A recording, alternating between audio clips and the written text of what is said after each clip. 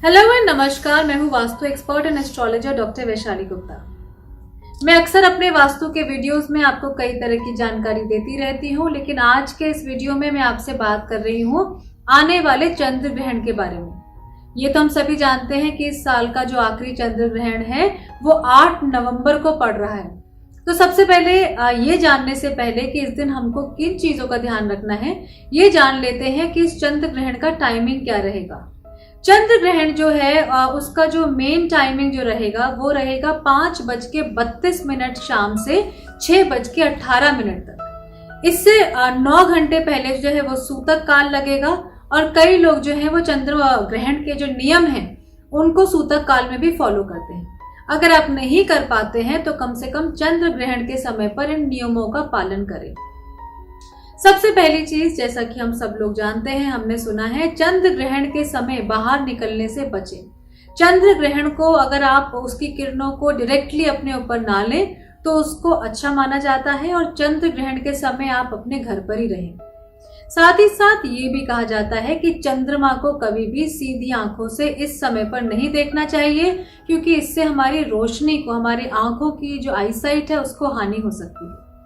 इस बात का ध्यान रखें कि चंद्र ग्रहण के समय पर आप कुछ भी भोजन ग्रहण नहीं करें। इस समय पर कुछ भी भोजन अगर हम ग्रहण करते हैं तो वो हमारे लिए जहर के यानी कि पॉइजन के समान होता है और हमारे शरीर में उससे विषैले तत्व यानी कि टॉक्सिन्स पैदा होते हैं। तो इस समय पर ना आप जल का सेवन करें, ना चाय कॉफी लें, ना ही कुछ खाने की चीज लें। अगर चंद्र ग्रहण के सूतक काल में आपने कुछ खाना बनाया हो तो उस खाने में तुलसी का पत्ता डाल के रखें। जब चंद्र ग्रहण के बाद आप उस खाने को ग्रहण करेंगे तो तुलसी का पत्ता होने की वजह से वो भोजन शुद्ध रहेगा। आप चाहें तो चंद्र ग्रहण के दिन अपने मुंह में तुलसी का पत्ता भी रख सकते हैं। इससे चंद्र ग्रहण का बुरा प्रभाव आपके जीवन पर नहीं पड़ता। चंद्र ग्रहण के समय पर कुछ भी चीज काटे नहीं, किसी भी कैंची का, चाकू का, यहाँ तक कि सुई का भी इस्तेमाल करना हमारे शास्त्रों में वर्जित बताया गया है।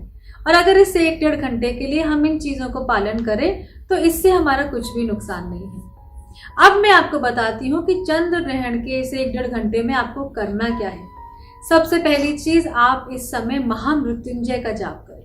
ऐसा कहा जाता है कि ग्रहण के समय पर अगर हम किसी भी मंत्र का जाप करते हैं तो उसका असर हमारे जीवन में 100 गुना होके आता है। ओम ग्राम ग्रीम ग्रोम सह गुरुवे नमः मंत्र का भी जाप आप इस समय पर कर सकते हैं। इस समय पर इस बात का भी ध्यान रखें कि आप पूजा की किसी भी चीज को हाथ नहीं लगाएं और हो सके तो केवल मेडिटेशन, जाप और कुछ ब्रीदिंग टेक्निक्स अगर आप चाहें तो कर सकते हैं। ग्रहण के समय पर इस बात का भी ध्यान रखें कि ग्रहण खत्म होने के बाद आपको स्नान जरूर करना चाहिए और अपने घर में भी गंगा जल का छिड़काव करना चाहिए।